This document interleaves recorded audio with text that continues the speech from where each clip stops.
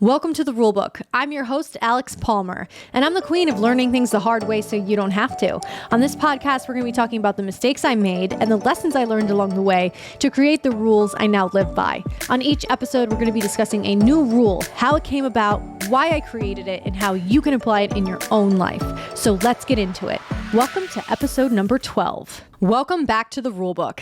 When I was first starting out as an actress, I used to attend a bunch of casting director workshops and other seminars like that, where I would hear different people speak about acting to aspiring actors. And anytime anyone would ask these professionals for their number one piece of advice, it was always something along the lines of, if you can do anything else, go do that. I know each one of them probably had their own reasons for saying this to us, but a lot of times we had to pay to be there, and we all already knew that being an actor is something that's looked down upon. So to get that piece of advice, not only did I find it unhelpful, discouraging, and hypocritical, it felt like someone pouring salt in our wounds. And this bad advice really isn't limited to just acting either, because I've heard people say this about social media, writing, and pretty much anything that's worth pursuing.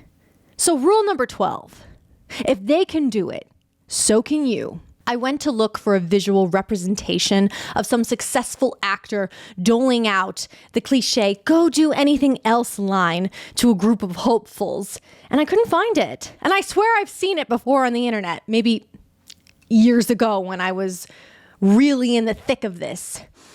And I did find articles on the internet written by people who are not actors, telling aspiring actors to go do anything else but acting. So, yeah, I'm pretty positive that some successful people have obviously told others not to pursue careers in their field because it truly is just that difficult and they think that they're protecting them. But I also think that there's more to it than that. Even when I first started working in social media, I would hear from successful content creators how difficult content creation actually is, and that people think it's such an easy job until they try to do it for themselves. Remember that viral video that surfaced of beauty TikToker Michaela Nogueira whining about how hard it is to do social media full time, and that she works nonstop and even sometimes ends her days at 5:19 p.m.? Yeah. And remember all the backlash she got for that? For being tone deaf and ungrateful? Yeah, I remember it. I'm not saying social media isn't hard or that it's not a real job. I think it is. I also think it's much more fun than a conventional 9 to 5. So there's that.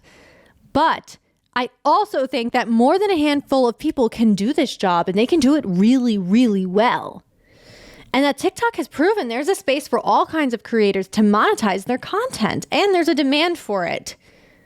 But the biggest influencers will always try to tell us that it's not worth it and it can't be done, or it's just really, really hard. And it got me thinking about all the people who did what they were told they couldn't or shouldn't do because it would probably be too hard, and yet they did it anyway.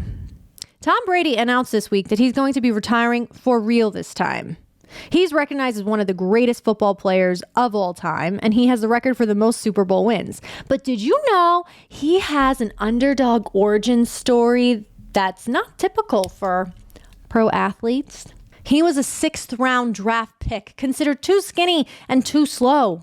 He was initially a bench warmer, and it wasn't until one of his other teammates got injured on the field that he was thrown into the game, and he was actually able to show his coach and the world what he could really do.